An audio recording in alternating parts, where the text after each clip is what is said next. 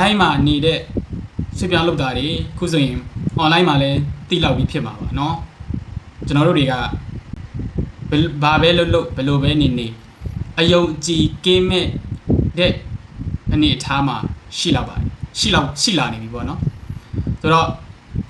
အခုဆိုရင်ဒီထိုင်းအမျိုးသားရေးတက်ကြွလှုပ်ရှားတဲ့အဖွဲ့တချို့ကထိုင်းမှာကိုဝန်ဆောင်တဲ့မြန်မာစစ်ပြောင်းလုပ်သားတွေထိုင်းမှာကလေးမွေးခွင့်မပေးနိုင်တော့တဲ့အခြေအနေမှာရှိလာအောင်သူတို့တွေအနေနဲ့အစိုးရကိုတောင်းဆိုသွားဖို့ရှိတယ်လို့ထိုင်းတရင်ဌာနတစ်ခုမှာအင်တာဗျူးခဲ့ခြင်းကအဲ့ဒီအမျိုးသားရေးတက်ကြွလှုပ်ရှားတဲ့ခေါင်းဆောင်တစ်ခုကပြောသွားတာဖြစ်ပါတယ်အဲ့ဒီထက်မှာသူတို့နဲ့ထင်မြင်ချက်တူတဲ့ထိုင်းနိုင်ငံသားတွေအမည်ပေါင်း3သိန်းလက်မှတ်ထိုးခိုင်းမယ်ပြီးတော့အဲ့ဒီရရှိလာတဲ့အမည်3သိန်းကိုအစိုးရဌာနထံမှာဆိုတော့ကထိုင်းမှာအလုပ်လုပ်ပြီးကိုဝန်ဆောင်ထားတဲ့ဆွေပြောင်းလုပ်သားမိသည့်နိုင်ငံသားမဆိုမူလနိုင်ငံမှာကလေးပြန်မွေးပေးဖို့အဲ့ဒီမူဝါဒကိုတို့ကျင့်သုံးလာတော့ကိုတွေ့ရပါတယ်။သို့တော့ဒီကိစ္စနဲ့ပတ်သက်ပြီးတော့ထိုင်းဆိုရကဘယ်လိုတုံ့ပြန်လာမလဲဘယ်လိုပြောမလဲ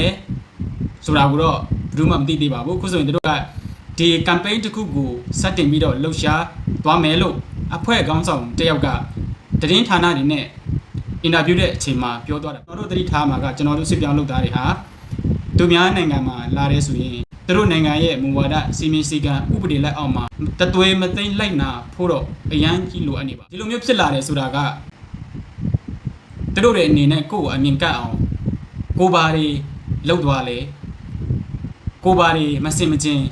ကျူးလွန်ထားလဲဆိုတာကိုတော့ကိုယ့်အနေနဲ့ပြန်ပြီးလှည့်ပြီးတော့သုံးသပ်ဖို့လိုပါတယ်ကျွန်တော်ပြောမြင်ဖြစ်ပါတယ်ကျွန်တော်တို့စစ်ပြောင်းလုပ်သားတွေဟာကိုယ့်နိုင်ငံမှာကိုကြက်ထီးဖြစ်နေပါစီသူများနိုင်ငံမှာဆိုရင်ကိုကကြက်မှာပါပဲနောက်တစ်ချို့တွေကလည်းပြောသေးတယ်မြန်မာတွေကတို့ထက်တာပါမှာဆိုလို့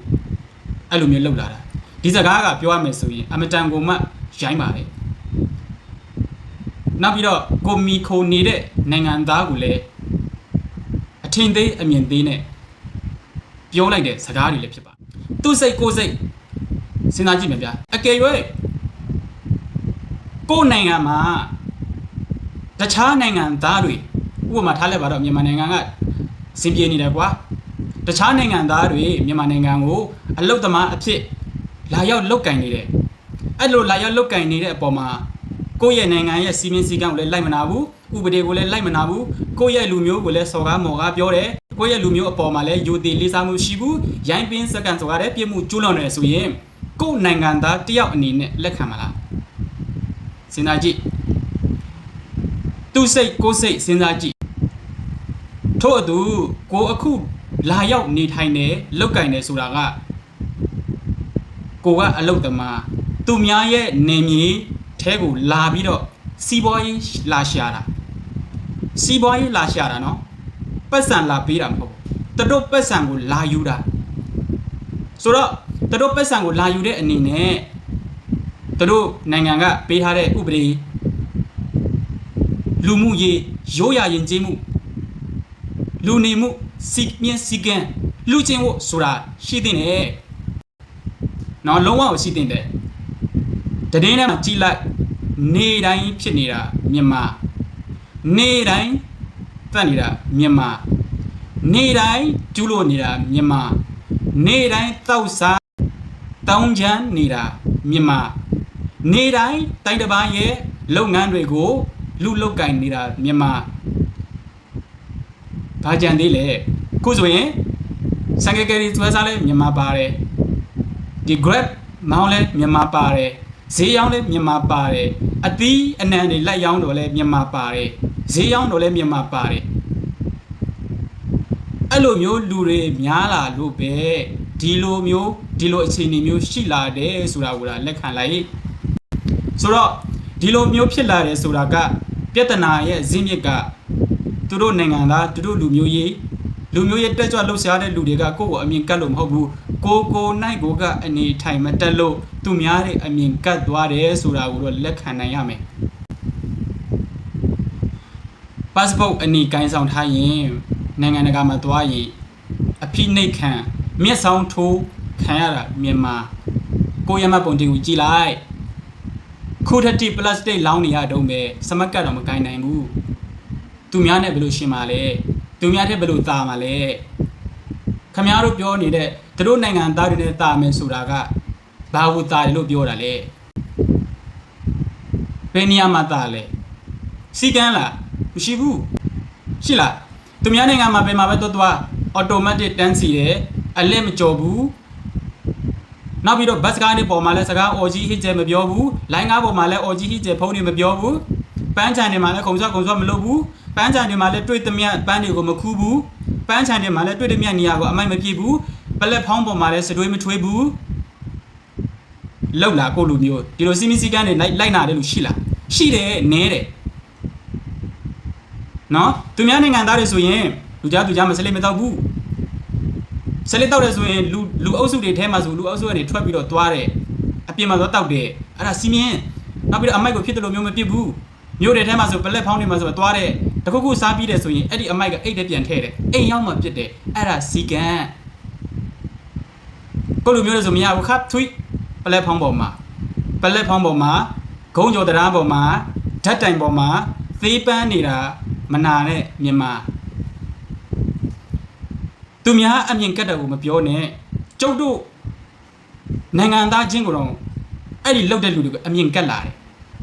သိလားဆိုတော့ယောမရောက်ရင်ယောမလို့ကျင့်တဲ့စကားဆိုတာရှိတယ်နှစ်ပေါင်း340ရှိပြီမြန်မာတွေအလုတ်သားဆွေပြောင်းလုတ်သားတွေထိုင်းထဲမှာအလုတ်လုတ်ပြီးနေထိုင်လုတ်ကင်လာတာဘာတမ်းမှမကြောက်ဘူးတခုလာတဲ့နောက်ပိုင်းမှာ2024 2025 2026ဝန်းကျင်မှာဒီလိုမျိုးကိစ္စတွေမကြခဏကြားကိုလိုမျိုးတွေကို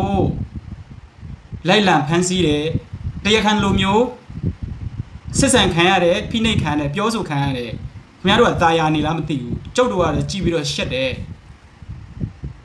သူများတွေကမေးလာတယ်ဒီလိုမျိုးကိုလိုမျိုးဒီလိုမျိုးဖိနှိပ်ခံရတာခင်ဗျားတို့မနာဘူးလားမနာဘူးဆောင်းတော့ကကျွန်တော်ပြောသွားတဲ့အချက်တွေထက်မှာကိုလူမျိုးတွေကကျူးလွန်နေလို့လိုက်မနာလို့ဖောက်ဖျက်နေလို့ပဲဖြစ်ပါတယ်အဲ့ဒါပဲယဉ်ကျေးမှုဆိုတာ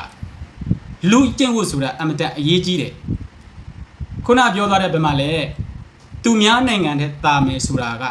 ဆောင်းတော့ကျွန်တော်ပြောသွားတဲ့အချက်လက်တွေထဲမှာလိုက်နာတဲ့မြန်မာတွေဆိုတာလက်ချိုးရည်တွက်လို့ရတယ်လိုက်မနာတဲ့မြန်မာတွေဆိုတာရိတ်တက်လို့ကိုမကုန်ဘူးပန်းချန်တွေထဲမှာအော်ဟစ်မူရရန်ဖြစ်နေတာလဲမြန်မာ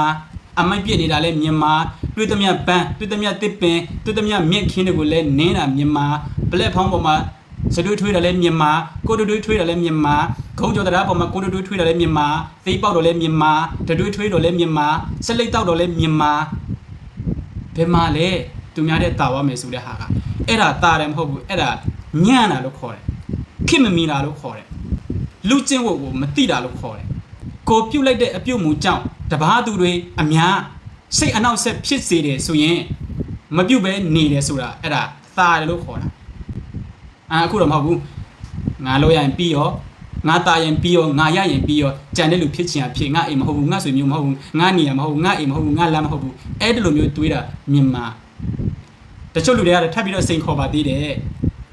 မြန်မာတွေထိုင်းတဲ့နိုင်ငံလုံးကနေပြန်သွားကြည့်သူတို့ဘာတွေဖြစ်မလဲအဲ့လောက်ဒီကိုထင်မကြီးနဲ့သိလားသူတို့မှလည်းထမင်းစားတဲ့လူရှိတယ်နောက်ပြီးတော့စစ်ပြောင်းလုပ်သားအလုပ်သမားတွေထုံကားတဲ့နိုင်ငံမြန်မာတနိုင်ငံနဲ့မဟုတ်ဘူးအများကြီးရှိတယ်ဥပမာမြန်မာတွေပါသွားမြန်မာတွေအကုန်လုံးပြန်သွားလိုက်တို့တခြားနိုင်ငံတော့ရှာလာလို့ရတယ်သိလားကျလူတွေကတော့အထင်ကြီးနေငါတို့တွေအကုန်လုံးပြန်သွားမယ်ဆိုရင်တို့နိုင်ငံကဘာဖြစ်မလဲဖြစ်မယ်ဆိုရင်ခဏလေးဖြစ်မယ်တို့အနေနဲ့တခြားနေရာမှာတို့ရှာလို့ရတယ်မြဲသိထားရမှာက